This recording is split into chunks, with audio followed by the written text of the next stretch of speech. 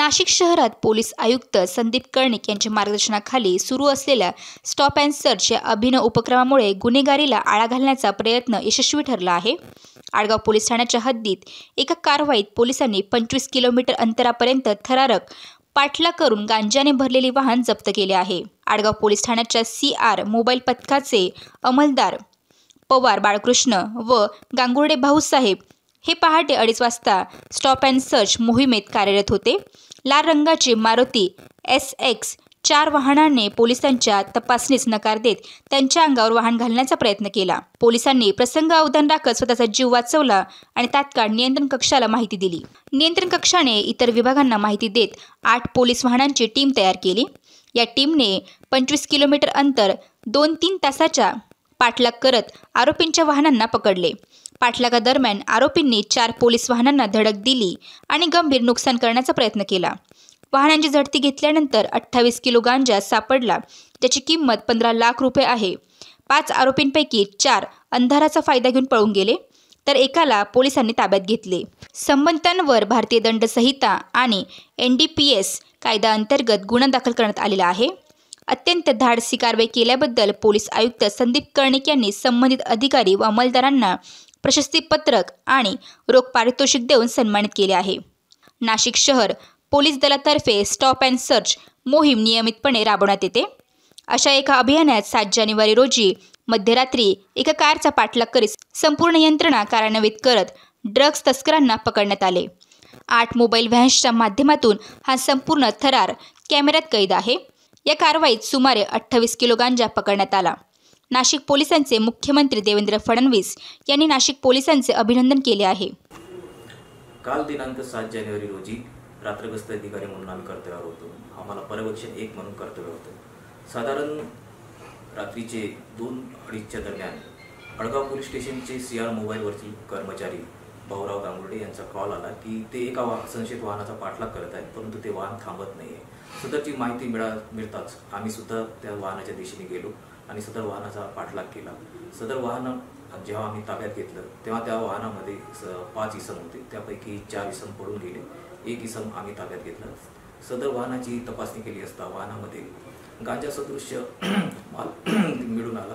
सदरचा माल आणि आरोपी आम्ही ताब्यात घेऊन आडगाव पोलीस स्टेशन यांच्या ताब्यात दिलेला आहे। आम्ही निलेश पेट्रोल पंपवर होतो। आम्हाला आडगाव CR मोबाईलचा कॉल झाला। CR मोबाईलचा कॉल झाल्यानंतर आम्ही त्याच दिशेने तसंच निघालो आणि जत्रा हॉटेल मार्गे आम्ही पण CRच्या मदतीला गेलो आणि पाठलाग सुरू केला आणि पुढे गाडी चक्रधर दत्त मंदिर आहे त्याच्या समोर गाडी ती पकडली आणि ती शेरू चहावाले त्याच्या शेजारी समोर शेरू चहा। मी पोलीस हेड कॉन्स्टेबल परदेशी, माझ्यासोबत पोलीस कॉन्स्टेबल बाहीकर, आम्ही आडगाव DB मोबाईलमध्ये समर्थनगर भागात पेट्रोलिंग करत होतो। दरम्यान आडगाव CR मोबाईलने एक कॉल दिला की एक लाल रंगाची कार ही त्यांना न जुमानता हायवेच्या दिशेने येत आहेत। मग आम्ही लागलीच जत्रा हॉटेल या ठिकाणी पॉइंटवर आलो, जत्रा हॉटेल पॉइंटवर आलो आणि एक 2-3 सेकंदामध्ये एक लाल रंगाची कार आली आणि तिने आम्हाला कट मारला। लगेच गांगुर्डेने पुन्हा एक कॉल दिला की हीच ती गाडी आहे। मग आम्ही तिला कंटिन्यू फॉलो केलं आणि पुढे कंट्रोलला त्या गाडीचं पूर्ण वर्णन, मेक, गाडी कोणत्या कंपनीची आहे आणि गाडीचा नंबर देऊन मग त्या गाडीला पुढे फॉलो केलं। मग द्वारकेपर्यंत बाकी गाड्या ऍड झाल्या। कंट्रोल त्याला पुढील आदेश देत राहिले। आम्ही पेट्रोलिंगला लाखागावला निलेश व गौरव पेट्रोल चेक करत होतो। त्या ठिकाणी आम्हाला CR मोबाईलचा कॉल झाला एक संशयित वाहनाबद्दल।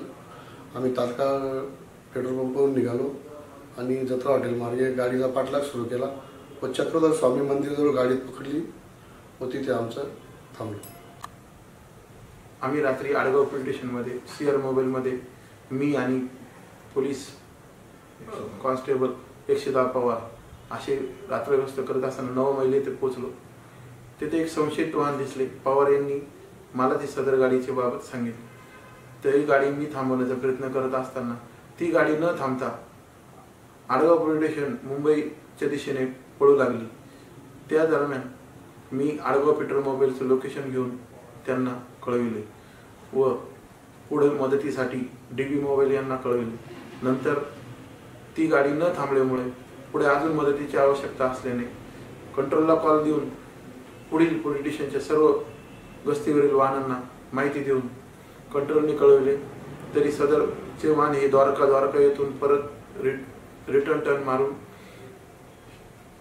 आडगाव पोलीस स्टेशनच्या हद्दीत रस्त्याचं काम चालू होतं तिथे 1.5 पॉईंटला ती थांबली.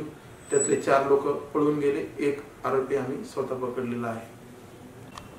मी WPC सुगंधा नवले नियंत्रण कक्ष इथं नेमणुकीस असून रात्री चॅनल नंबर 3च्या ड्युटी करता कर्तव्यावर हजर होते. हजर असताना त्या दरम्यान 2च्या दरम्यान आडगाव CR मोबाईल यांना एक संशयित वाहन आढळून आले. ते वाहन थांबत नसल्या कारणाने त्यांना इतर मोबाईल्स इतर वाहनांची मदतीची आवश्यकता होती.